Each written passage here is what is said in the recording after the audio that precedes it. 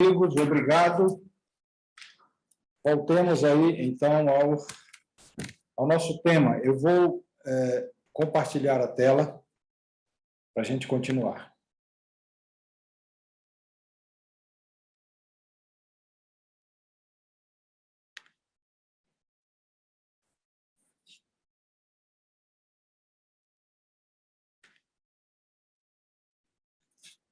Ok.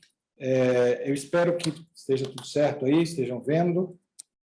Alguém pode me dar um sinal aí, está tudo ok? Estão me ouvindo e vendo a imagem?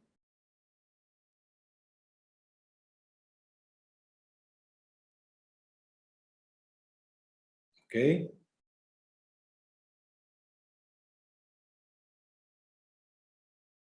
Muito bem. Então, vamos continuar.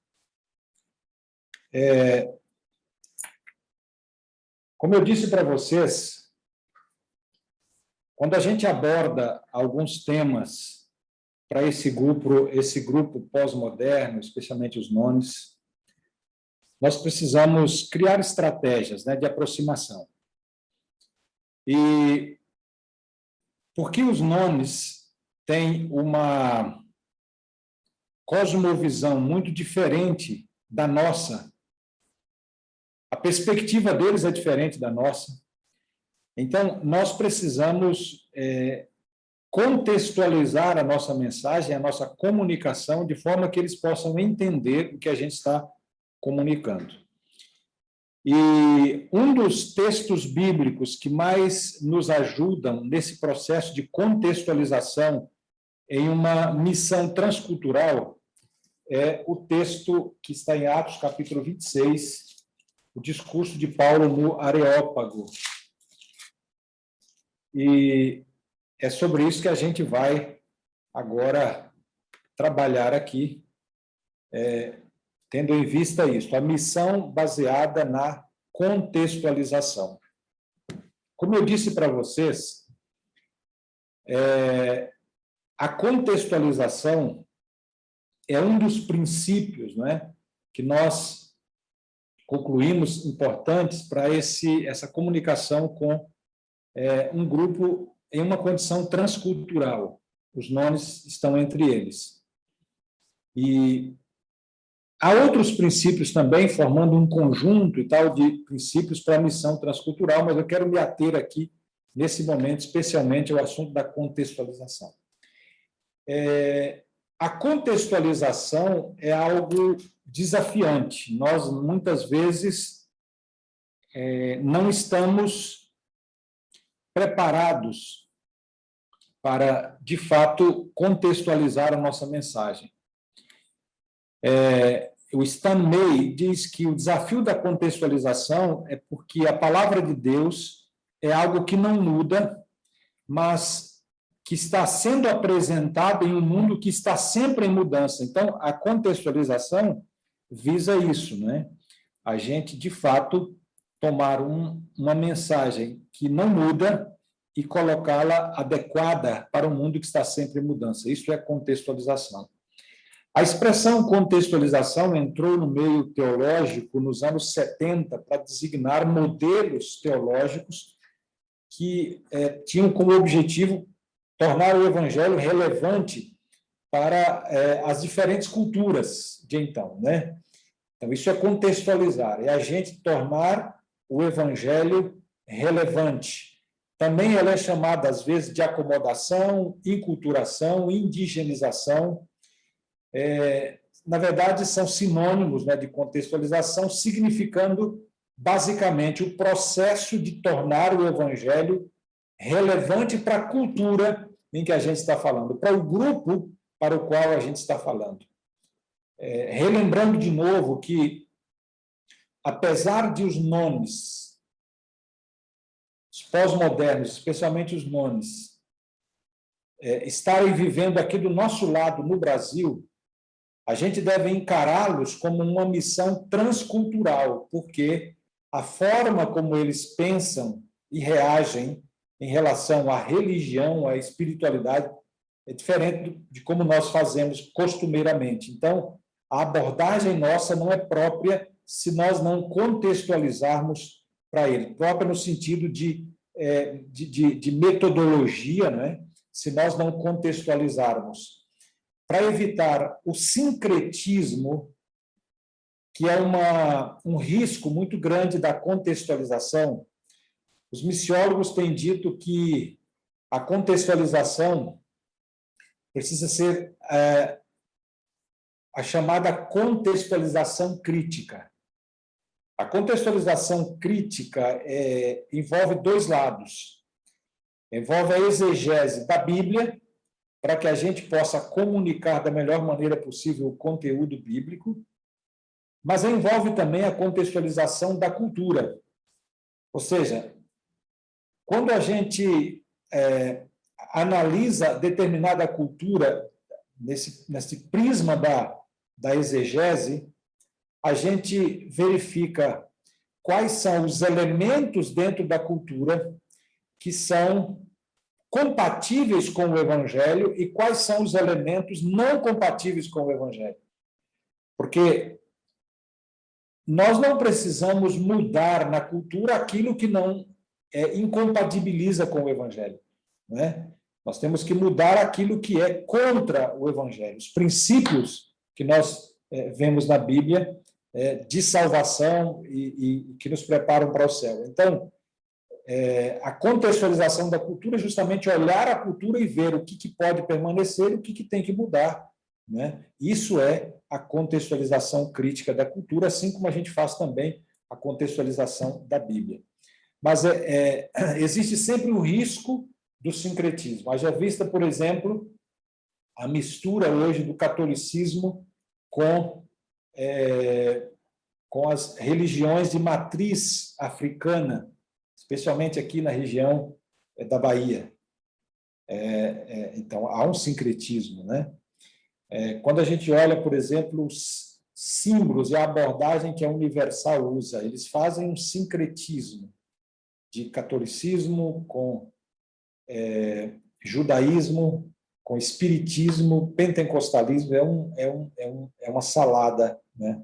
Um sincretismo. Agora, quando a gente vai trabalhar com o tema da contextualização, outro perigo que a gente corre em relação à abordagem. Existe, hoje em dia, de forma muito clara, não é? Essa abordagem liberal, histórico-crítica, que entende a Bíblia como condicionada e incompleta.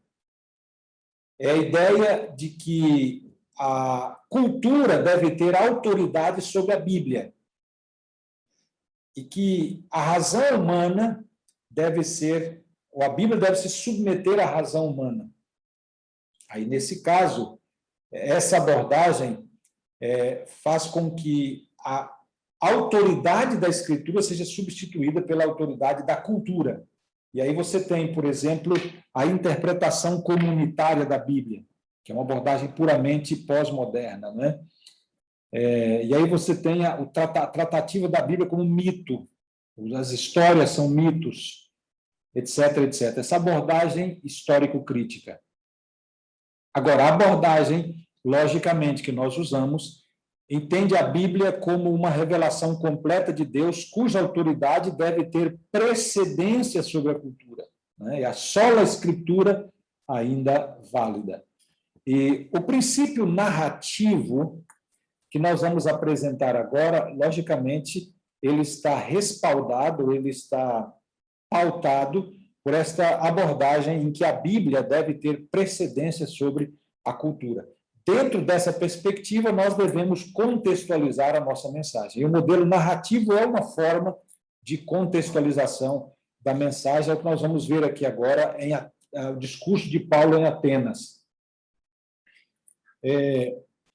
Esse é um texto interessante, capítulo 17, né? Capítulo 17, desculpem, de Atos, a partir do verso 16. Atos 17, verso 16.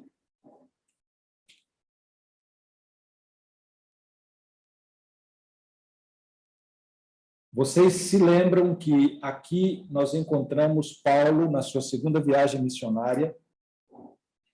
Ele tinha alguns companheiros consigo, e esses companheiros ficaram em Bereia, e ele segue às pressas fugindo para Atenas. Quando Paulo chegou lá em Atenas, Paulo fez aquilo que todo missiólogo, todo pastor, evangelista deve fazer quando tenta penetrar em um lugar novo. Paulo começou a observar o comportamento das pessoas, começou a observar o movimento das pessoas, começou a observar a abordagem que as pessoas faziam, para poder entender a cultura e, a partir daí, contextualizar a sua mensagem. O verso 16 diz que, nesse processo de observar, enquanto esperava os companheiros, o espírito de Paulo se revoltava em face da idolatria reinante na cidade. Ele ficou indignado, assim, inconformado com a idolatria. E alguns dizem que havia mais deuses do que gente na cidade de Atenas naquela época. Era realmente algo incrível. E qual foi a atitude de Paulo? Ele fez aquilo que geralmente fazia, era o seu hábito, o seu costume, quando chegava em um local novo. Ele procurava a sinagoga. Porque na sinagoga estavam duas classes de pessoas que ele queria alcançar. Primeiro, os judeus, e, em segundo lugar, Lucas faz a identificação de um grupo com duas expressões, e isso é muito interessante, a gente prestar atenção nessa linguagem de Lucas. Ele fala dos adoradores e dos tementes a Deus. Na verdade, o mesmo grupo. Quem eram eles? Eram gentios, simpáticos ao judaísmo, mas que ainda não haviam se convertido totalmente ao judaísmo. Eles guardavam alguns aspectos da religião e cultura judaica, como o sábado, por exemplo, mas ainda continuavam na idolatria, muitas vezes, e com outras práticas. Eles não eram prosélitos, não eram convertidos totalmente com batismo e circuncisão, mas eles estavam abertos à mensagem, assim como nós temos os buscadores hoje, no mundo pós-moderno. As pessoas estão aí abertas, buscando algo que não conhecem ainda, tentando encontrar. Assim estavam os buscadores daquela época, não é? Os que Lucas chama de adoradores ou tementes a Deus. A agenda de Lucas é muito clara. Lucas está tentando descrever a transição da pregação do evangelho do judeu para o gentil. Esse é o mapa do trabalho de Lucas, a descrição dele, essa é a agenda dele. Então, ele ressalta aí Paulo indo à sinagoga e Paulo encontrando lá justamente esses dois grupos. Ali estavam, no verso 17, os judeus e os gentios piedosos ou tementes a Deus. Né? Ele discursava lá. E eu imagino Paulo desafiando aqueles judeus, desafiando aquelas pessoas, né, a não se conformarem com a idolatria da cidade.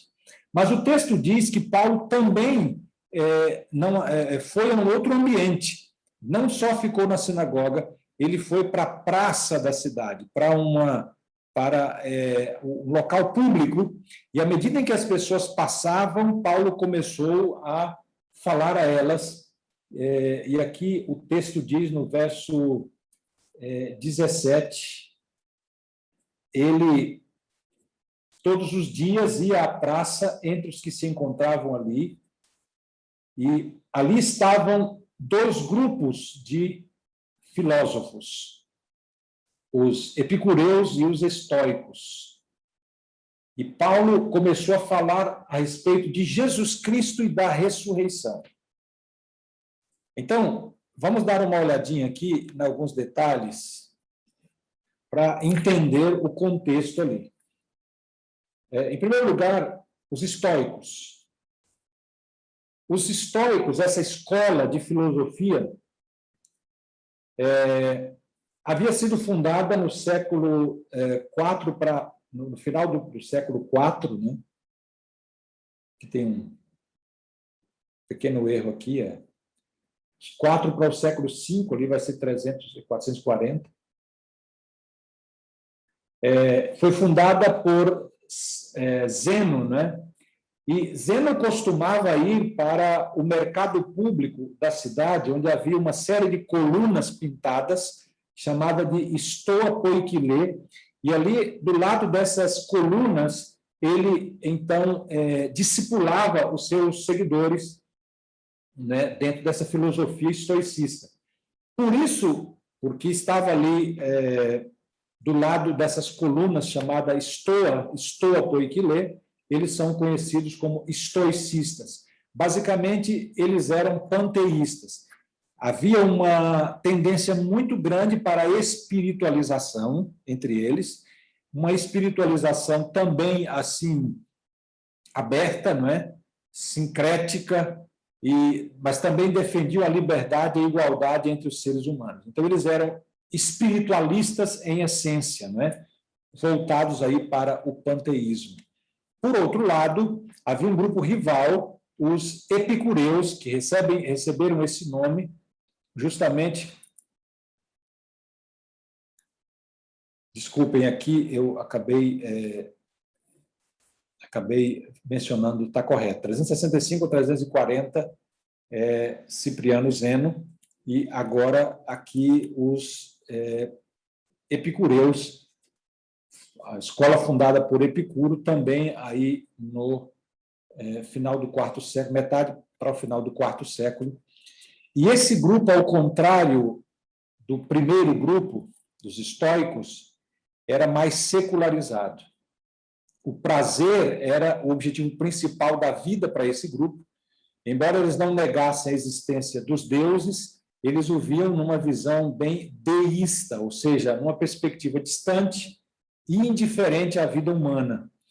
Então, a gente tem um grupo bem secularizado e um grupo bem espiritualizado aí entre os ouvintes de Paulo naquele momento. E quando eles ouviram Paulo falando de ressurreição, de Cristo e tal, aquilo soou estranho para eles, curiosos, gostavam de discutir os assuntos, levaram Paulo para o Areópago. O Areópago era a reunião dos sábios, né? O concílio dos sábios ali em Atenas, para discutir os assuntos de história, filosofia, religião. Eles sempre se encontravam, gostavam disso, e eles se reuniam na colina de Marte.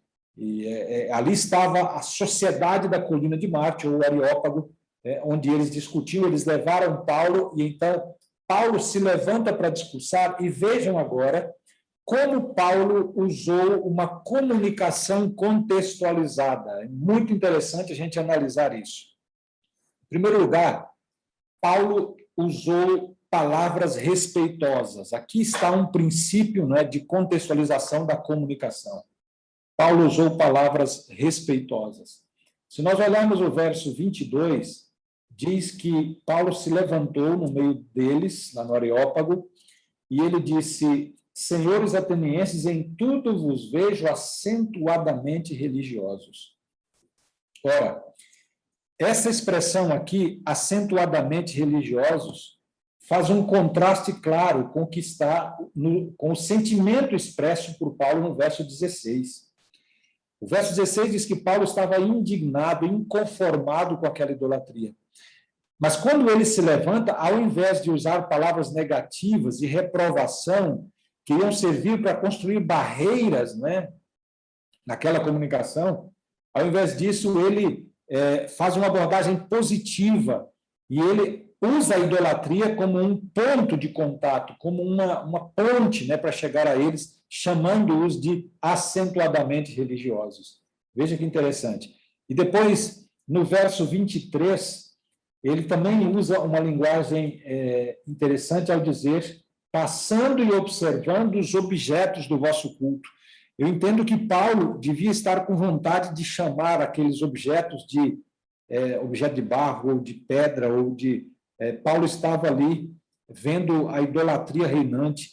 Ele queria usar palavras que realmente mostrassem que aquilo era nada, mas isso não serviria como ponte, apenas construiria barreiras, né? Então ele chama os objetos do vosso culto, um tratamento assim realmente respeitoso, e isso é importante, não é? Quando nós vamos nos comunicar com uma cultura com um ambiente transcultural, uma cultura diferente da nossa, respeitar, valorizar aquilo que as pessoas usam, aquilo que as pessoas cultuam, porque através da valorização ali que nós vamos criar uma ponte para ensinar a verdade que nós queremos ensinar.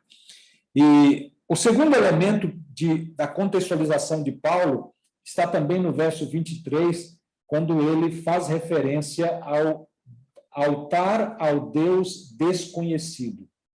Ele diz, olha, eu vi entre os objetos de culto um altar dedicado ao Deus desconhecido. E é justamente sobre esse Deus que eu quero lhes falar. Os estoicos e os epicureus, os filósofos, eram rivais, mas, naquele momento, eles se uniram para tentar combater Paulo. E, em realidade, eles estavam usando palavras ruins contra Paulo. Eles chamavam Paulo de tagarela. O que é um tagarela? É alguém que fala demais, fala pelos cotovelos, e que não sabe o que está falando, fala sem pensar. Isso é um tagarela.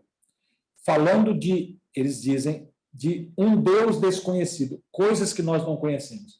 Então, quando Paulo se levanta, a intenção de Paulo era justamente mostrar, primeiro, que ele não era um tagarela, ou seja, ele conhecia o que estava falando, e, em segundo lugar, ele não estava falando de coisa desconhecida para eles. Ele estava falando de coisas que eles já tinham familiaridade. Então, ele diz, olha, aqui está um altar ao Deus desconhecido, e é sobre esse Deus que vocês adoram, que vocês já têm uma experiência histórica com ele, que eu vou falar. E eu vou mostrar para vocês aqui que experiência histórica é essa que Paulo está falando, que mostra que ele não estava falando do que não conhecia, ele estava falando de coisas que ele conhecia. Fontes extra-bíblicas confirmam o relato de Lucas aqui, quando Lucas fala desse altar desconhecido. Há uma tradição descrita pelo autor grego Laércio, que viveu no século III. Laércio descreve uma tradição, ele descreve a história de um homem chamado Epimênides, que era um herói, era um poeta, e era um profeta da cidade de Creta, era um cretense. E Laércio descreve que havia uma pestilência ali na cidade de Atenas, e como eram idólatras, eles tentaram várias coisas, buscaram seus deuses e tudo fizeram para tentar interromper aquela pestilência, como nós hoje temos aí o Covid, né? Depois de fazer tudo o que precisavam fazer e buscar os deuses, etc., e não ter nenhum resultado, alguém disse, olha, busquem o profeta cretense chamado Epimênides, que ele vai orientar corretamente. A história diz, Laércio diz que eles, então, ali liderados por Nícias, chamaram Epimênides, ele veio à cidade, e eles explicaram o que estava acontecendo, e então Epimênides disse, olha, vocês não adoraram o Deus verdadeiro, o Deus que vai curar vocês dessa pestilência. E deu para eles uma instrução. Justamente naquele local em que eles estavam, ali na coluna de Marte, isso 4 séculos no passado, isso séculos no passado, né? Então, ele disse, olha, vocês tragam aqui ovelhas negras, brancas, tragam as ovelhas. E aí, as ovelhas devem vir aqui para o monte bem cedo, logo ao amanhecer, quando elas vão estar com fome e necessitam pastar.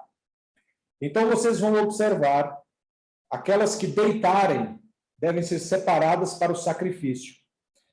E então, eles levaram as ovelhas, a tradição diz, as ovelhas deitavam, eles separavam, e no local em que as ovelhas deitavam, eles marcaram aquele local, e eles construíram ali altares, e ofereceram aquelas ovelhas ao Deus que Epimênides fez referência. Como eles não sabiam o nome de Deus, eles estavam acostumados sempre com nomes, então, mas como não tinham o nome, e aí, então escreveram lá altar ao Deus desconhecido.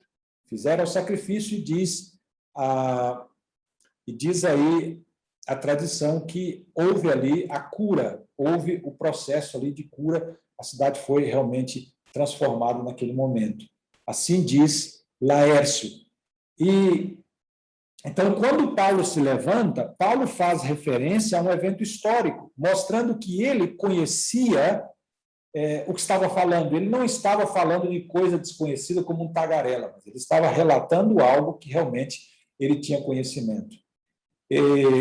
Enquanto fontes extra-bíblicas de Laércio mencionam aí esses altares sem nome, na verdade, Laércio fala de altares sem nomes, Pausânias e Filóstrato, outros autores, fazem referência aos altares a um Deus desconhecido, exatamente como Lucas descreve aqui. Então, historicamente falando, de fato, Lucas está descrevendo aí algo que é confirmado, né? Algo que é confirmado. E aí Paulo não apenas está falando de algo que conhecia, mas ele está também falando de algo que não era desconhecido, como eles disseram. Ou seja, ele está falando de um Deus que, pela tradição, já havia feito uma interferência na história da cidade, e, portanto, não era algo desconhecido assim. Então, mas que importante foi Paulo fazer essa referência. Ele está usando objeto desconhecido ou objeto conhecido para falar de algo menos conhecido, né? Então, ele está usando aqui uma estratégia de aproximação. Ele está usando um objeto conhecido para falar de algo que não era tão familiar assim para eles, e criando, assim, portanto, uma ponte. O terceiro princípio usado por Paulo é o da lógica contínua. Se nós observarmos aqui o discurso de Paulo, realmente ele não dava tempo para os filósofos pensarem. Por quê? Porque era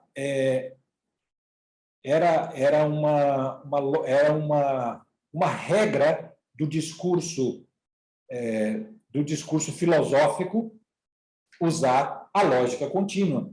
Se eles estavam ouvindo alguém e esse alguém não ligava um pensamento com o outro, dava descontinuidade no discurso, eles interrompiam, eles não suportavam. E Paulo mostra que ele conhecia realmente o seu público, ele não estava falando de algo desconhecido, porque ele usa aqui a lógica contínua, né? Se nós olharmos, ele usa enunciados sucessivos obedecendo a uma sequência lógica, sem deixar espaço para desenvolver o raciocínio deles, para não ser interrompido. Após dar o testemunho sobre os altares de Epimênides, ele passou pelas evidências da criação, então ele diz, esse Deus que vocês adoram sem conhecer é o Deus do qual eu falo, ele é o Criador. Aí, a partir daí, ele fala da inconsistência da idolatria. Quando Paulo ganhou a atenção deles e a confiança deles, ele até teve força e coragem para combater a idolatria, só que agora ele já tinha conquistado. Ele então, entra aí no assunto da idolatria, no verso 23, na sequência aí, mostrando realmente que havia uma reprovação, mas nos versos 24 ao 29, né, mas ele já havia conquistado a confiança deles. No verso 29 ele fala objetos de pedra, de prata, de ouro, trabalhados pela mão humana, etc. Ele combate isso, mas primeiro ele conquistou. Ele usa uma sequência lógica de tal maneira que ele não foi interrompido. O quarto princípio usado por Paulo aqui é o princípio de citar poetas conhecidos. Por que isso foi importante?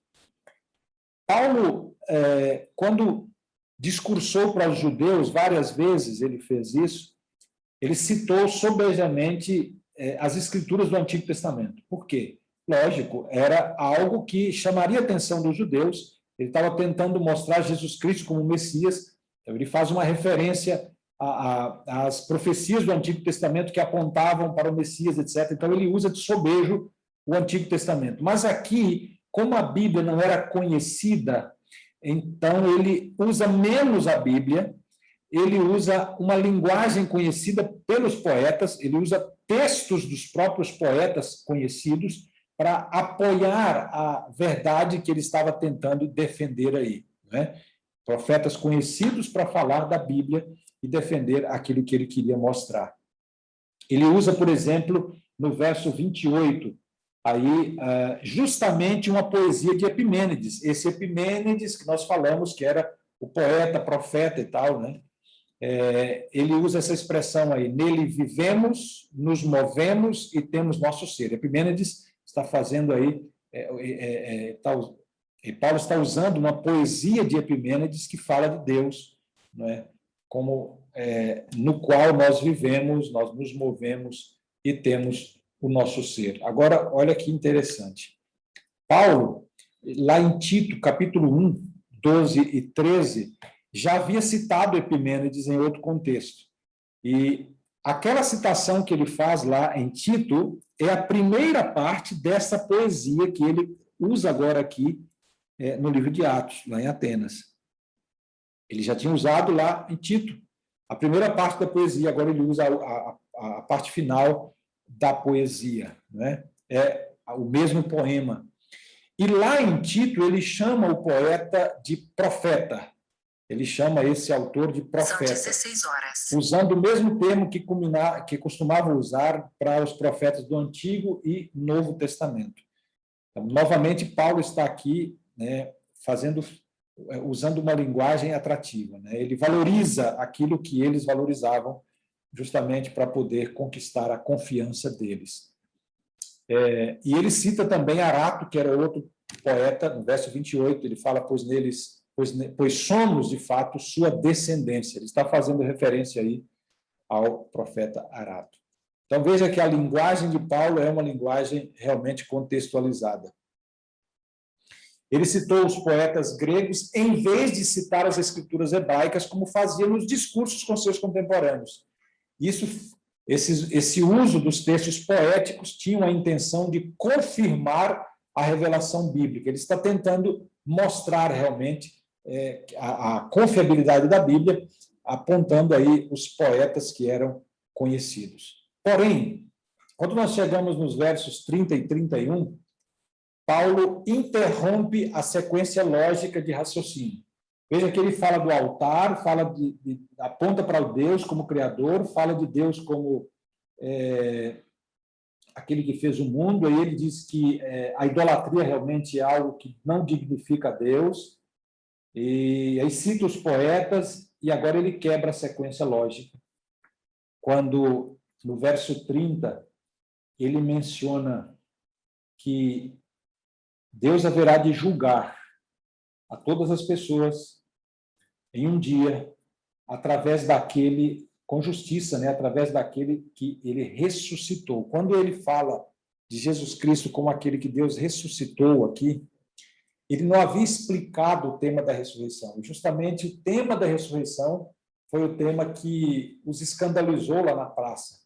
Então, quando Paulo fala da ressurreição, sem criar um ambiente, preparar o ambiente para falar da ressurreição, aí eles interrompem Paulo. Quebrou a sequência lógica, eles interrompem Paulo, e o texto, então, diz que, naquele momento, encerrou, não é, a fala de Paulo, e eles disseram, olha, nós vamos te ouvir em outro momento, e outros ainda criticavam Paulo. Porém, a Bíblia diz que houve ali, no verso 34, alguns homens que se agregaram a ele, que se converteram. Entre eles estava Dionísio, o Areopagita, era o responsável ali, né? Era membro daquele Areópago, e uma mulher chamada Damaris, ou Damaris, e também outros se converteram. A tradição do segundo século diz que Dionísio, mais tarde, se tornou o primeiro bispo de Atenas. Então, o trabalho de Paulo não foi em vão, né? Houve realmente a conversão de pessoas importantes. Ali fala de Dionísio, fala de Damaris, fala de outros também. E de fato houve ali conversões. E se Paulo não houvesse usado essa linguagem contextualizada, possivelmente ele não teria conseguido alcançar esse resultado que ele conseguiu alcançar. Ok? Então, recapitulando, aqui nós temos a contextualização de Paulo através de palavras respeitosas, através do uso de objeto conhecido para poder chegar a objetos ou a uma linguagem, né, a um tema que não era tão conhecido, que era menos conhecido. O princípio da lógica contínua, que era um princípio de discurso dos filósofos, a citação de poetas conhecidos para afirmar o texto bíblico, né? Lembrando que o conteúdo, portanto, essencial do discurso de Paulo era bíblico. O princípio estava ali, né? Paulo não negociou o evangelho, ele não negociou a Deus como Criador, Jesus Cristo como Salvador. Os princípios são inegociáveis, mas a apresentação da mensagem foi helenística, né? A metodologia usada por Paulo foi helenística para poder chegar ao coração daquelas pessoas, né? Naquele contexto em que as pessoas viviam. Então, aí eu termino esse tema aqui. E, pastor Vicente, gostaria de saber se vocês querem um outro tema ou se a gente interrompe aqui, porque aí é com vocês agora. Pastor, pode ficar à vontade. Tem 1 hora ainda, viu? Tá bom. Vocês querem fazer alguma pergunta, pastor, aqui antes do próximo tema? Tem geralmente o feedback com pergunta é interessante, né? Então, se há, a gente podia tirar aqui uns 10, 15 minutos para perguntas e depois a gente entra no último tema. Ok. Se alguém tiver alguma pergunta, pode abrir aí o microfone e fazer.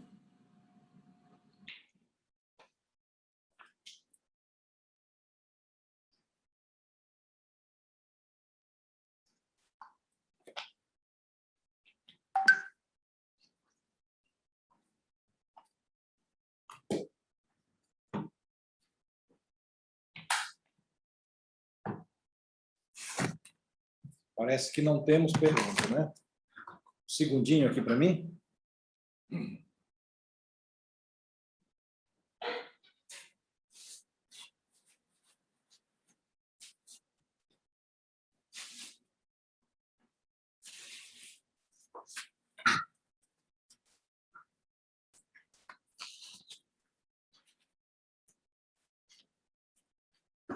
Acabei derramando um pouco de água aqui.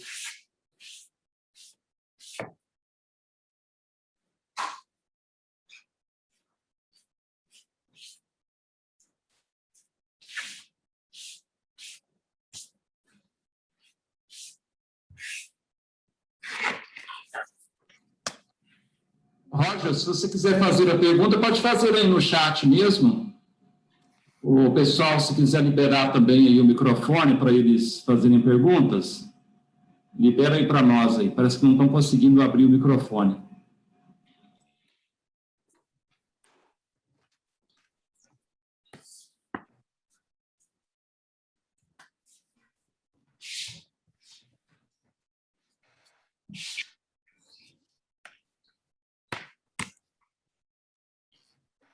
Os microfones estão fechados, estão dizendo, pastor. Já está aberto, Vicente. Fala, Jairão. Pode fazer a pergunta, gente, fique à vontade.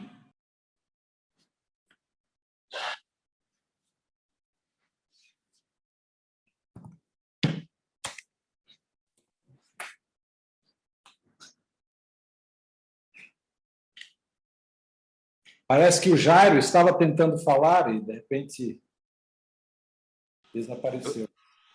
Eu só avisei que já estava funcionando o microfone, pastor. Certo.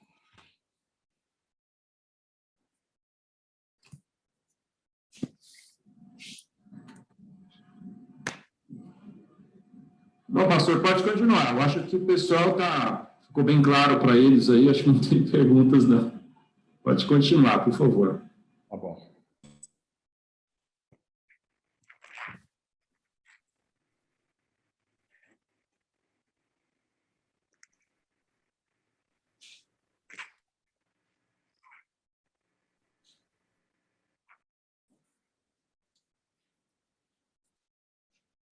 Ok. Dando sequência aqui, vamos rapidamente dar uma olhada aqui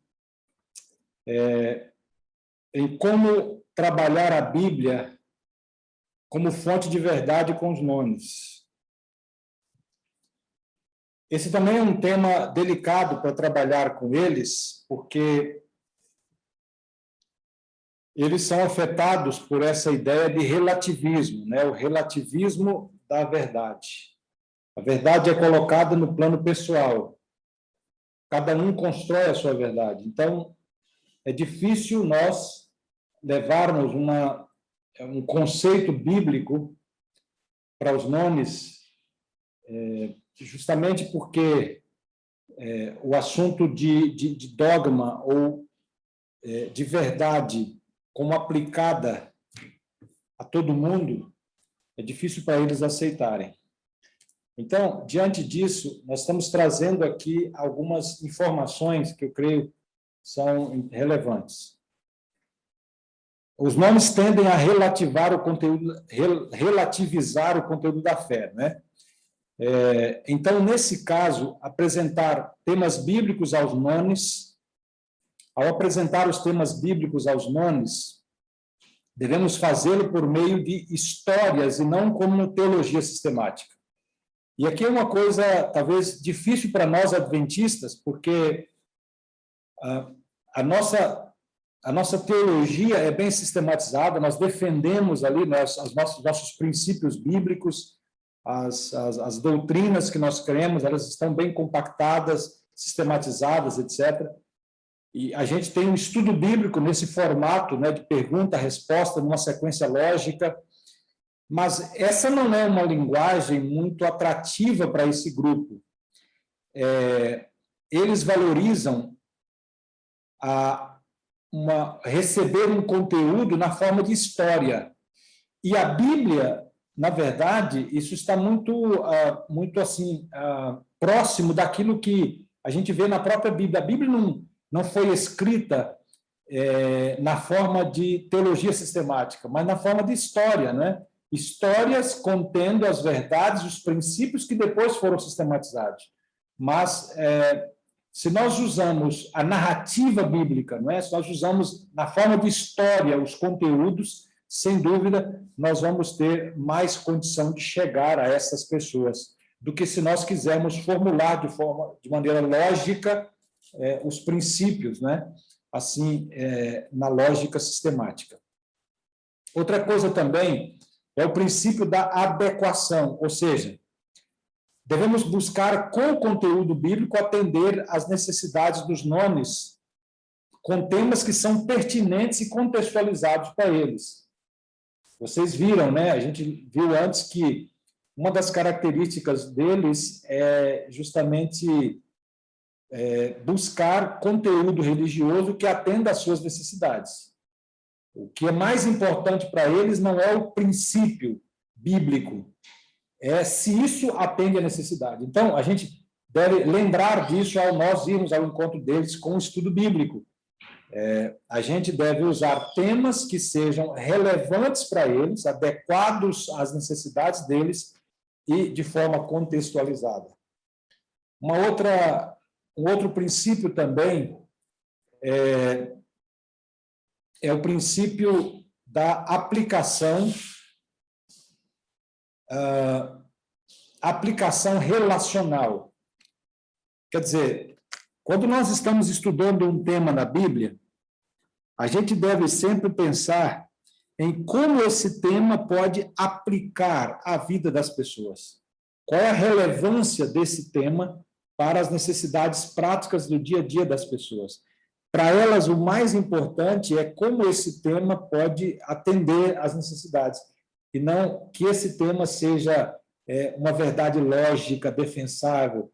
Não é isso que fala o coração. Então, a gente usar uma abordagem, como eu estou dizendo aqui, uma abordagem que seja relacional, aplicando o texto à vida deles. Então, se é uma história, como essa história pode ser aplicada? De que forma esse texto vem para a vida das pessoas? Em quarto lugar, o princípio da centralidade de Cristo. Quer dizer, Jesus Cristo é, de fato, aquele que tem a solução definitiva para os problemas humanos. Eles têm, geralmente, uma imagem muito positiva de Jesus, nessa perspectiva de Jesus como aquele que veio, que se sacrificou pela humanidade, que praticou a justiça, que ajudou os pobres. Então, se nós centralizamos a mensagem em Cristo, qualquer que seja o tema, se ele vai a Cristo, se ele leva a Cristo, se centraliza em Cristo, é algo que também é atrativo para esse grupo. Além disso, uma outra característica dos nomes é que eles são inclusivos e tolerantes com os opostos. Por isso, a gente vê eles defendendo aí as minorias, esses movimentos, né, de defesa das minorias, e etc., etc. Porque é uma visão, é algo que está muito arraigado neles hoje, né? Essa questão da tolerância, da valorização dos opostos e assim por diante. Então, estou trazendo aqui como quinto princípio a ideia de usar a lógica hebraica de tensão entre os polos, ao invés de usar a lógica grega. A lógica grega é aquela em que você tem dois opostos e um é contrário do outro. Se um é certo, o outro é errado. A lógica hebraica é diferente. É a lógica que enfatiza a tensão entre dois polos. Por exemplo, quando a gente analisa a vitória e a morte de Cristo na cruz, pela lógica grega, a morte de Cristo foi uma derrota, porque ele morreu. No entanto, a lógica hebraica mostra que a morte de Jesus não foi derrota, foi vitória. Percebe? Então, é uma lógica diferente, que enfatiza, não é, essa tensão entre dois polos. A gente tem, por exemplo, a salvação presente e a salvação futura. Não são coisas opostas, mas há uma tensão entre os polos, né? Então, essa ênfase, não é? Aí é interessante. E assim por diante. Então, a questão entre fé e obra. Fé e obra não são coisas opostas. Há uma tensão entre as duas, mas elas são complementares aqui, não é? Essa é a lógica hebraica. Então, se a gente seleciona temas que mostram essa lógica hebraica, em que a tolerância, em que se valoriza os, digamos assim, opostos, né? Esse tipo de tema é atrativo para os nones, porque justamente tem a ver com uma inclinação natural deles. Outra coisa, devemos também analisar os temas religiosos de um ponto de vista funcional, né? E não de um ponto de vista lógico-racional. Porque, como eu já mencionei, não é a lógica racional, não é a, digamos assim, prova da verdade lógica que vai ser atrativa para eles, algo atrativo para eles. O que é atrativo para eles é o que essa verdade, de forma funcional, pode fazer para a minha vida, né? Qual que é o benefício disso? Então, os temas devem ser apresentados de acordo com o princípio funcional. É uma outra importante ênfase aqui.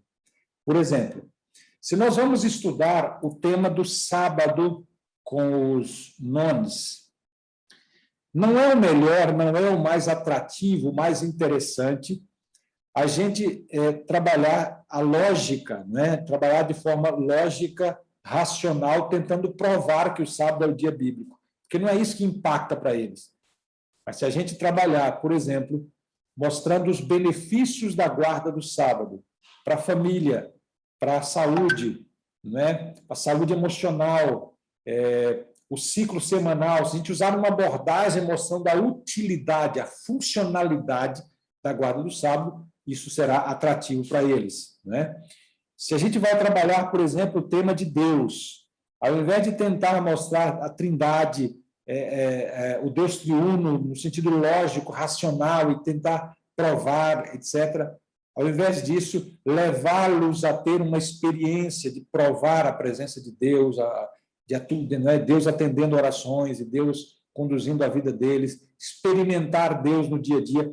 Isso é o que vai, de fato, fazer a diferença na vida deles. É outra ênfase aqui importante nesse processo aí de estudar a Bíblia com os nomes. Outra coisa, os nomes contemporâneos rejeitam a fragmentação do conhecimento e da experiência proposta pelo modernismo. Uma das coisas que o modernismo fez foi especializar as áreas, né? Então, o indivíduo é especializado nisso e cada vez ele vai afunilando mais, se tornando menos abrangente no conhecimento, menos amplo no conhecimento, mas mais profundo em uma área específica, não é? Essa fragmentação, não é?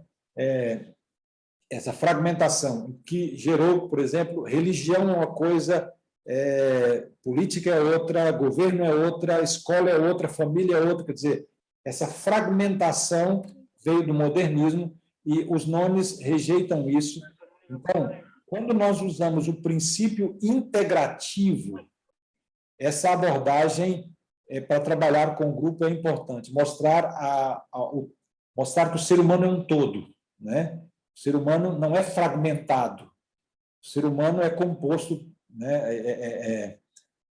O ser humano, no seu aspecto físico, mental, espiritual, social, uma área afeta a outra, não há uma separação, né?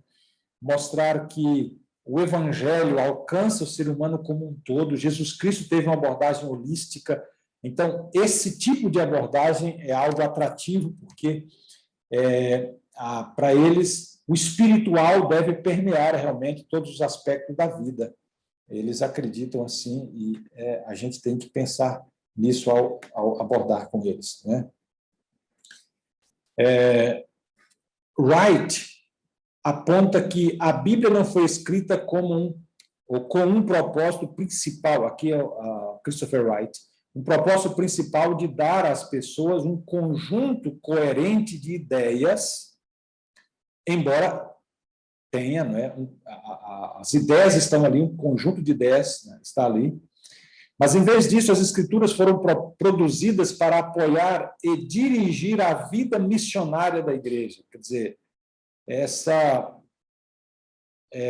levar as pessoas, né, a ter uma experiência no dia a dia, né, com a palavra de Deus, né, para dirigir a vida missionária. Então, essa fragmentação não é, ou apenas no nível cognitivo, não é o ideal bíblico, mas que realmente a verdade influencie todos os aspectos da vida humana. Ok. Pastor Vicente, eu vou parar por aqui. Acho que já está de bom tamanho.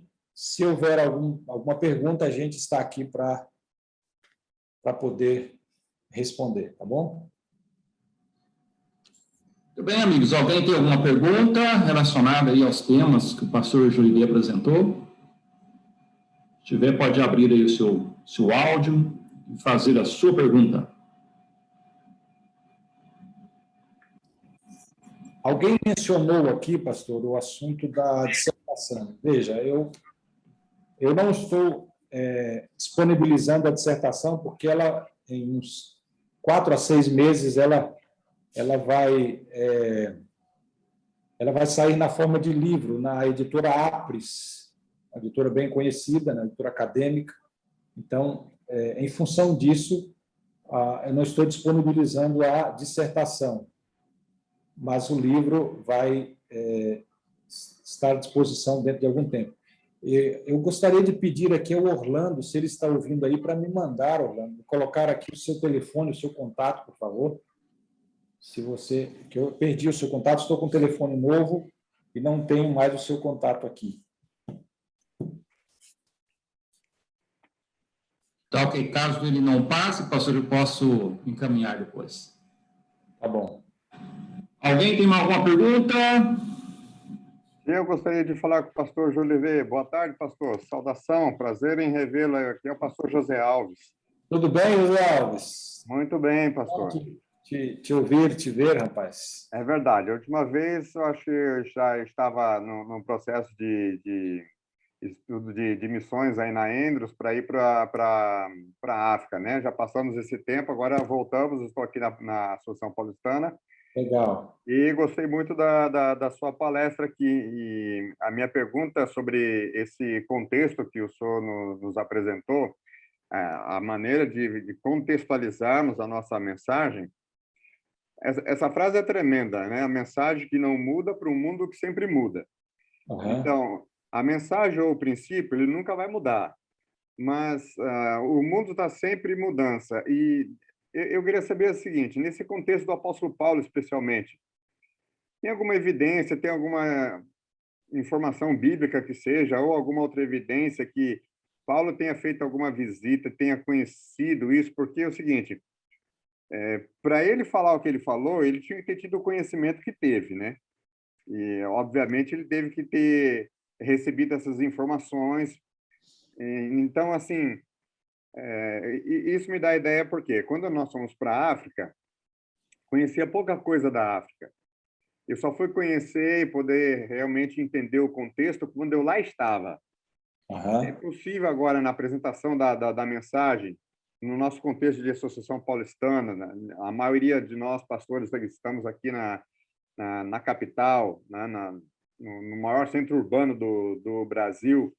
Então, que ferramentas, que trabalho, que tipo de pesquisa, onde a gente deveria realmente buscar algum tipo de conhecimento sobre o local que nós vamos, ou é só durante, enquanto nós estamos envolvidos ali? Porque eu só fui conhecer a África depois que imergi na cultura lá, depois de alguns meses, então, entendendo, conversando e tudo, aí eu pude formular uma ideia sobre o trabalho que a gente poderia fazer.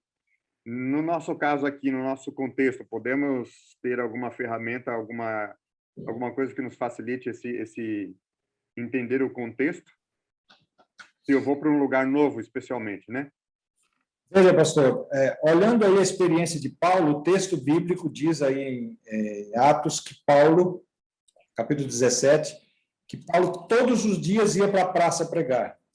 E aí, quando ele foi para o Areópago, ele citou lá os poetas, ele citou esse evento histórico aí de Epimênides, né, com os altares. Sim. Então, isso mostra que Paulo não foi, não entrou ali nesse contexto sem estudar a cultura, né? Ele era um homem culto, ele tinha muita leitura, então seguramente ele conhecia, né, da leitura. E possivelmente, eu não li nada sobre isso, mas possivelmente Paulo, nesse processo de observar a cultura ali, esses dias que ele ficou, ele deve ter assim se informado também de detalhes, né, que pudesse dar a ele esse conhecimento que ele tinha, esse conhecimento aí da história do altar desconhecido, esse conhecimento aí dos poetas, né, locais. Então, de fato, ele estudou, não foi por acaso que isso veio. Ele observou, ele estudou, ele buscou, e a partir daí ele criou a sua estratégia de discurso. E da mesma forma, né, a gente tem que estudar o grupo onde a gente vai, é a chamada exegese da cultura, né? Exegese da cultura. Estudar, observar. E no caso, hoje, uma coisa que é bem assim, básica para nós, por exemplo, é o pensamento pós-moderno, são os nomes, né? Eles estão aí ao nosso redor, por todo lado, né? E é o grupo que mais cresce. Então, quando a gente foca em um grupo, e é bom isso, a gente se especializar em uma área, em um grupo, e estudar aquele grupo e ser o mais eficiente possível naquele grupo, então, a gente se torna mais efetivo.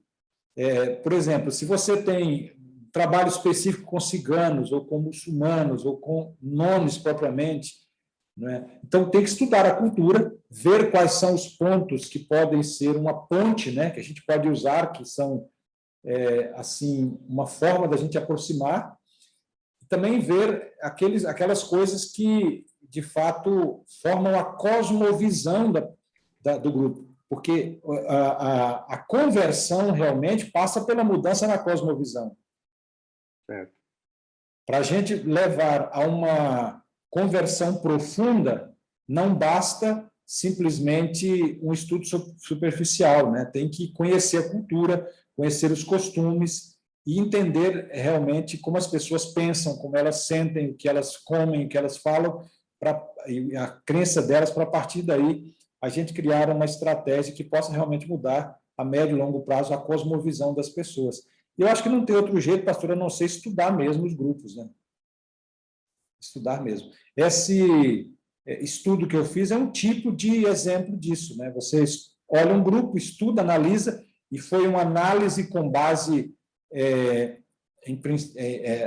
na processo de secularização, né? Então, você tem elementos que realmente batem, né? Assim como a sociologia descreve a secularização, a gente encontra isso nos nomes. Os mesmos elementos estão aí, né? E aí, com isso, a gente consegue entender assim, estratégia de aproximação.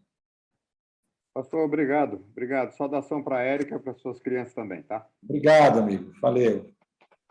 Você sabe que eu casei minha filha em dezembro do ano passado, né? Esse mundo tá rápido demais. Minha filha.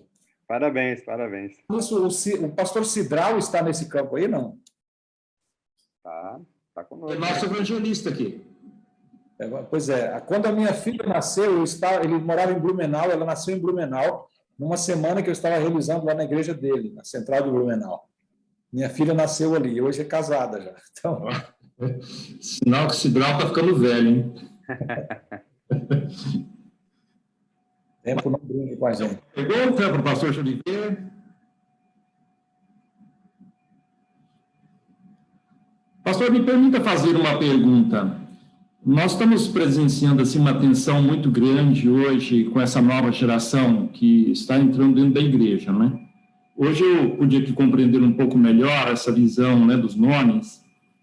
E quando a gente traz para a igreja, eles têm essa tendência de continuar com aquela visão um pouco mais relativista. E a gente percebe isso muito hoje, quando a gente vê esse debate de ideologia, né, aqueles que são adventistas, já se batizaram, frequentam uma igreja e traz essa carga muito forte, né, de aceitação dessas ideologias, até mesmo tentando fazer aí como se diz, né, uma releitura da Bíblia para poder acomodar essa visão. Como a gente pode trabalhar com esses jovens, né, os pastores, como eles podem trabalhar com esses jovens, porque a gente alcança o nome e traz para a igreja. Aquilo que o pastor estava falando aí, que é um trabalho de mudar a cosmovisão. Como nós podemos fazer isso na igreja com esses jovens? Pastor, antes de responder, só uma referência àquilo que John Pauline fala. Lembra, ele disse que a tendência dos países do Ocidente, na maioria dos países, a tendência das pessoas até 35 anos é serem pós-modernas. E a cultura é assimilada na igreja, né? Então, a gente tem lá, e a maioria dos nossos membros, embora aí está mostrando uma mudança de faixa etária na igreja, eu vi aquele relatório, mas a maioria ainda é jovem. E os jovens são os mais afetados por essas mudanças culturais. Então, eles estão, assim, bem dentro desse pensamento pós-moderno e essa ideia de liberalismo, de relativismo, individualismo, enfim, todas essas coisas. Está muito, muito forte neles. E, então, quando a gente traz as pessoas para o adventismo, nós precisamos criar, de fato, não há outro meio a não ser criar uma estratégia de discipulado, que seja contínua, né? Que envolve aí atividades de estudo, atividade de trabalho, de acompanhamento. O grande problema nosso é que a gente tem essa tendência, né, imediatista de não querer investir, né, e investir com tempo para que realmente a cosmovisão mude. A gente só vai conseguir mudar a cosmovisão se a gente tiver um projeto de discipulado que seja realmente constante, né? Que que seja a médio e longo prazo, a gente trabalhar. Continua ganhando pessoas, mas o processo de discipulado continua, é um processo que não para. E isso envolve relacionamento, envolve estudo, envolve discussão. E lembro, continuando essas ênfases, né, que eu mencionei aqui. Se a gente vai estudar a Bíblia, devemos lembrar que, na maioria dos jovens, para esse pessoal todo, mesmo quem está na igreja, se a gente usa uma linguagem aplicativa, se a gente usa uma discussão em que eles podem participar, se a gente desenvolve na forma de história as verdades, isso vai sendo mais fácil de eles assimilarem do que se a gente continuar apenas com esse método único que a gente às vezes tem, que é dar estudo bíblico de forma lógico-racional, entende? Então, o estudo bíblico é um processo importante para nós, mas não deve ser único, porque para esse tipo de pessoa não é tão importante a prova da verdade, mas a forma como a verdade atinge a vida. Então, a gente deve levar isso em conta. Usar outros métodos, né, que possam ajudar a gente a atrair essas pessoas. Por exemplo, uma coisa que a gente não estudou aqui, pastor, mas uma das atividades que a gente deve pensar isso está também no meu estudo, como trabalhar para trazer as pessoas para a igreja se elas rejeitam as instituições religiosas. Como trabalhar com esse grupo se eles já não querem nem ouvir falar de instituição religiosa. Então, a abordagem tem que ser outra. E nós usamos, geralmente, quase sempre a mesma abordagem. A gente abre a igreja ou abre o salão e faz evangelismo para chamar as pessoas para virem. Só que elas não vêm, porque elas não querem vir à igreja, elas não querem contato com a instituição. Então, aí a gente tem que ter uma abordagem diferente para poder atraí-las e, então, trazê-las. Não é que a igreja não seja importante, é fundamental. Inclusive, Durkheim fala isso. Embora ele fosse ateu, mas ele descreve de forma clara, ele menciona isso, que o processo de conversão e permanência na religião passa pela igreja, passa pela comunidade. Então, a igreja é fundamental, mas a gente tem que ter uma abordagem para quebrar a barreira e depois atrair as pessoas. Pastor? Diga, Geraldo. Pastor Jolivet, você esteve bastante tempo nos Estados Unidos, agora está voltando com essa apresentação da sua tese. A minha pergunta é o seguinte, já tem alguém preparando ou já existe materiais? Por exemplo, nós temos um estudo bíblico sistemático que é usado no mundo inteiro adventista. E com esta abordagem narrativa, como você colocou, já tem alguém trabalhando com isso? Já existe materiais nesta linha pronta já? Veja, Jairo, boa pergunta. Primeira coisa que nós estamos fazendo é trabalhando para publicar a dissertação para que seja um documento de pesquisa para a gente ter as informações. Em segundo lugar, na própria dissertação eu estou mencionando algumas necessidades, e uma delas é isso que você mencionou, quer dizer, continuar para preencher algumas lacunas que foram descobertas. Uma delas se o estudo lógico-racional não é o caminho mais fácil para a gente, de pronto, chegar no nono, então, que tipo de abordagem a gente tem que fazer? Aí, existe aqui um rapaz aqui que está preparando um TCC, e eu estou orientando. Ele é um jornalista, um rapaz escreve muito bem, e está pesquisando, e o texto que foi a iniciativa dele, o título é Como Estudar a Bíblia com Nones, ou um estudo bíblico que seja atrativo para os nones. E aí é o resultado de um TCC que vai sair no final do ano. Ele está pesquisando, a gente está conversando, ele está lendo, buscando, e a gente vai ter isso aí daqui a alguns dias, né? E outras coisas também, por exemplo, eu descobri, eu ia fazer uma pesquisa de campo para esse trabalho, depois acabei desistindo, porque não foi necessário na hora, eu precisava criar uma teoria, e não necessariamente ter a pesquisa de campo. Aí eu deixei para fazer depois. Mas nesse processo que eu estava me preparando, eu descobri, por exemplo, que a associação aqui de Salvador é a região onde tem mais nomes no Brasil, né, em termos de capital. Nós temos 40 mil membros, mas na época apenas nós tínhamos, me parece que 122 pessoas que se declaravam nomes e depois se batizaram pela ficha batismal. Aí depois nós fomos atrás, através das secretárias, para verificar e descobrimos que algumas dessas nem eram, foi apenas uma questão de preenchimento. Mas outras pessoas, elas estavam descobrindo outras pessoas que, de fato, se declaravam não religiosas, nomes antes da conversão, e se tornaram adventistas. Então, nós estamos preparando aqui para, em algum momento, a gente fazer uma pesquisa de campo com essas pessoas que antes de se tornarem adventistas eram nomes.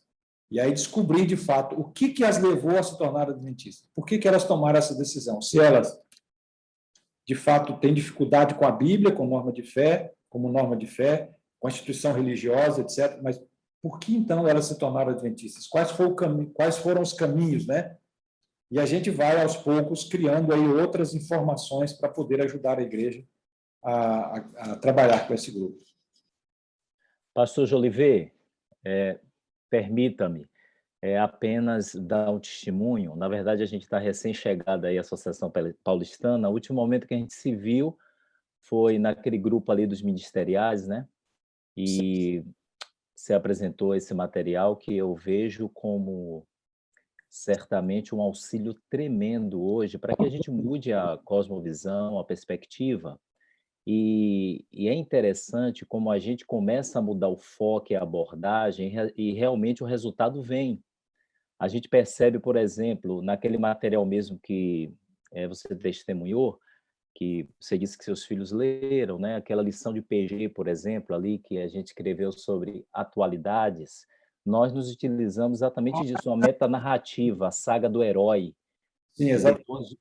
Depois o outro lá na atualidades, relacionado exatamente nessa linha, ou seja, a partir do momento que a gente sai da visão sistematizada, inclusive o meu campo de origem é Salvador, aí, né, Associação Bahia, a gente percebe que a gente vê uma maior acessibilidade das pessoas e o efeito e o resultado realmente é maior. Então, a relevância e a pertinência aí desse estudo, ele deve se tornar cada vez mais prático na nossa ação, principalmente diante de um perímetro geográfico aí secularizado, né? Que eu diria que hoje no Brasil, certamente a geografia da paulistana é a mais desafiadora.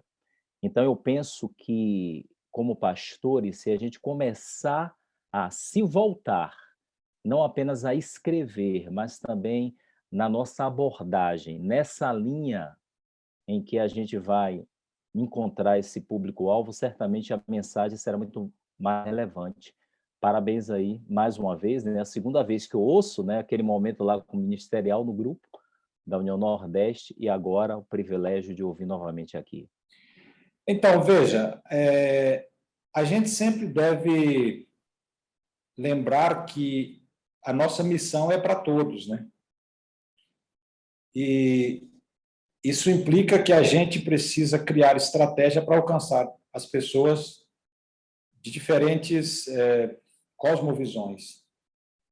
E veja só, aqui no Brasil, a gente tem há séculos sido um país católico. Vocês viram a estatística que eu mostrei ali, que hoje nós já temos mais ou menos, em 2016, 50% da população católica, o resto já não mais. E aí os evangélicos, especialmente pentecostais, crescendo bastante, e os nomes mais ainda.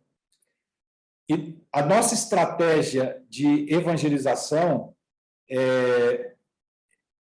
foi principalmente preparada para os católicos, depois também evangélicos um pouco, Mas hoje a gente tem esse grupo, por exemplo, que é enorme, que está crescendo mais que a população e crescendo mais até do que as outras áreas. E nós precisamos criar mecanismos para alcançar essas pessoas, porque elas estão aí ao nosso redor, né? E outra, nós estamos falando de jovens, por exemplo, que a juventude está aí, né? As universidades estão bombardeando. A cultura é muito forte através dos meios de comunicação, a comunicação de massa, né, com esse grupo. Então, se nós não prepararmos, né, não nos prepararmos, a gente não está, de fato, cumprindo aí o nosso propósito, né? Tudo que nós temos como estratégia é importante, né? Elas são válidas, mas a gente não pode esquecer que nós precisamos variar, precisamos continuar aperfeiçoando o nosso processo, né? Nós precisamos continuar aperfeiçoando. A estratégia, por exemplo, de estudo bíblico que nós temos, essa estratégia foi criada pelo pastor Haskell naquela época, num contexto bem moderno, esse contexto aí lógico, racional da verdade. A abordagem é essa. E até hoje nós temos esse, e quase não temos outras formas, né? Eu lembro que o pastor Iglesias, na época que eu estava na divisão, ele formou um estudo um pouco diferente, um estudo mais voltado para necessidades específicas e tal ali.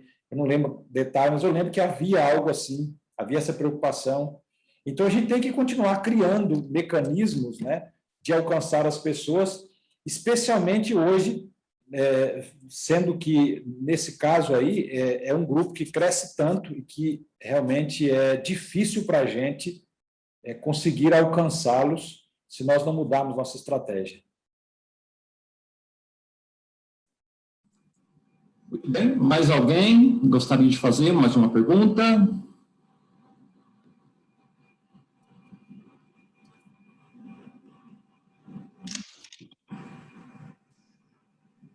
Acho que encerramos, professor. Professor Oliveira, muito obrigado, viu? Quero agradecer de coração mesmo, foi muito aqui para nós enriquecedor.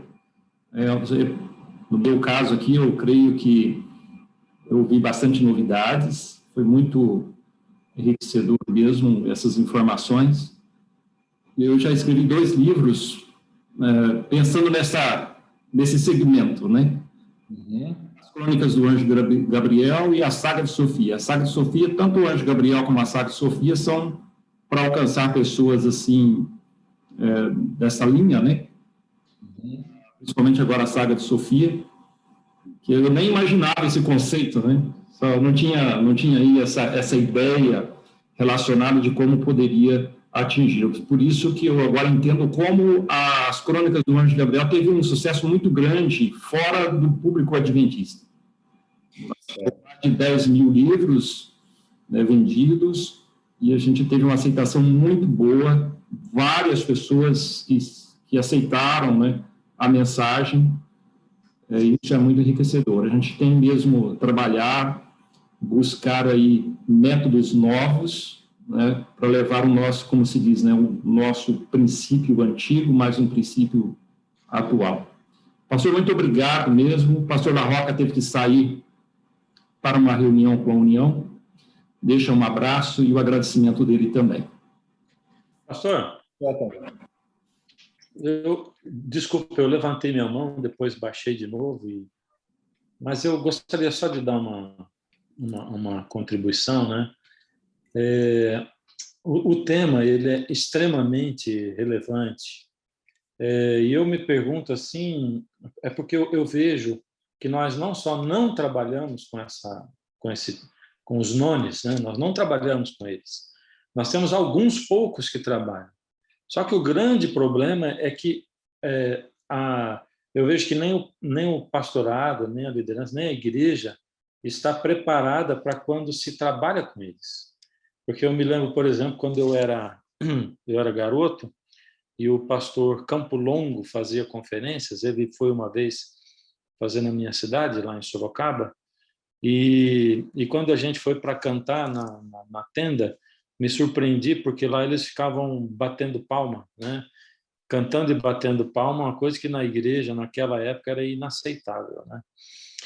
E se naquela época tivesse internet e tivesse câmeras transmitindo a conferência do Campo Longo pela internet, muita gente ia se escandalizar com aquilo que ele estava fazendo, né?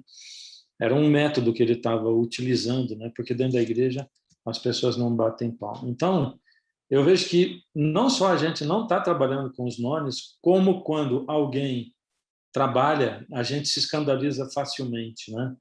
Eu vejo Paulo citando aí os sábios da época e tal.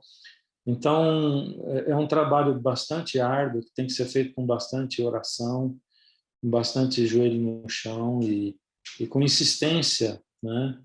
Para que Deus abra o coração dos de fora e os de dentro, porque se nós não podemos utilizar a internet, que é a grande ferramenta do momento, para trabalhar com essas pessoas, por causa dos de dentro que se escandalizam, nós temos um problema bastante sério, né? Fernando, realmente você está levantando um tema assim, bastante sensível, né? Não é apenas difícil trabalhar com o grupo pelo fato de a gente às vezes não compreender o grupo e não ter informação, né, de como ferramentas para trabalhar, como também pelo fato de a gente tem esse choque de gerações, né? A gente tem vários grupos que pensam de forma diferente e aí não é fácil isso, porque essa questão da contextualização, até onde vai a contextualização, né? Qual é o limite? Até onde é contextualizar e até onde é sincretismo? Então, eu acho assim que, de fato, tem que haver um estudo intencional da parte da igreja, da parte do pastor que for trabalhar com o assunto, tem que preparar a igreja local, tem que haver assim um apoio institucional para que a gente possa conseguir avançar com esse grupo. Eu acho que o equilíbrio é importante, né? Nem um extremo e nem outro, porque às vezes é difícil isso, né? A gente manter o equilíbrio. A gente tem a tendência de ir para um lado ou ir para o outro, ou exagerar na liberação, ou também se apegar demais às tradições e não conseguir chegar aí no nível de entendimento para poder alcançar as pessoas. E preparar a igreja, né? Porque quando elas vêm também para a igreja tem que estar preparada para recebê-las. Então, de fato, eu considero esse um desafio, pastor, muito grande. De fato, é muito grande. Obrigado, viu? Valeu por trazer o assunto. Obrigado. Orlando, se você puder me mandar aí o seu contato, eu não estou conseguindo responder aqui. Pastor, muito obrigado. Por favor, ore por nós para concluirmos, então, a nossa programação de hoje. Ok. Estaremos novamente de volta aí às 9h. Contamos com a presença de todos. Oremos. Senhor Deus, nosso Pai, damos graças pelo privilégio de podermos parar como pastores, como líderes, para refletir a respeito da missão. A igreja existe porque existe uma missão. A Bíblia existe porque há uma missão a cumprir. E essa missão implica em alcançar a responsabilidade de buscar as pessoas onde elas estão, nas características delas, na cosmovisão que elas têm. E para isso, o desafio é muito grande. O Senhor conhece os limites que temos e queremos pedir que o Senhor nos ajude, especificamente falando aí desse grupo, os nones, os não religiosos, os desigrejados, que o Senhor nos dê condição, sabedoria, para continuar avançando, preparando métodos, preparando estratégias que possam nos ajudar a alcançar as pessoas sinceras que estão lá, como buscadores, pessoas que estão lá, né, abertas para o Evangelho e que precisam, de fato, ter uma experiência maior contigo, com Deus bíblico, com a tua palavra. Queremos, para isso, pedir a tua bênção. Continua abençoando, por favor, a Associação Paulistana, seus líderes, os pastores que aí estão, os membros, as igrejas, as escolas, que nesta região, que é uma região desafiadora, em que o secularismo talvez seja maior que outros lugares, que o Senhor possa dar ali o suporte, a proteção, abrir caminhos, criar sensibilidade para que a gente possa oferecer um produto que eleve o teu nome, que dignifique a tua palavra e, ao mesmo tempo, alcance o coração das pessoas. Entregamos a ti, mais uma vez, esse processo, esse projeto, a nossa vida, a nossa família, o nosso ministério, para que o Senhor use para a honra e glória do seu nome. Nós agradecemos por tudo e suplicamos em nome de Jesus. Amém. Amém.